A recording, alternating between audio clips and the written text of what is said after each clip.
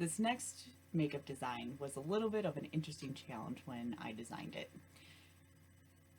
We were going from one show into a parade, and we really only had maybe about an hour to be able to transform 9 dancers into reindeer and do touch-ups on any of our remaining dancers who were also our elves. So when we did this, we were not doing a full makeup set per se on our face, so we didn't deal with foundation and some of the other logistics. We weren't too worried about doing, again, we had a lot of younger dancers, so we didn't worry about doing fake eyelashes, and our goal was just to create more of a face presence that would be noticeable that they were reindeer.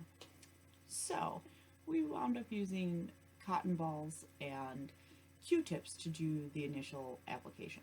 Today I'm going to kind of demonstrate a little bit of that, but do a little more detailed work so you can kind of see a little bit further where this was headed. Here we go.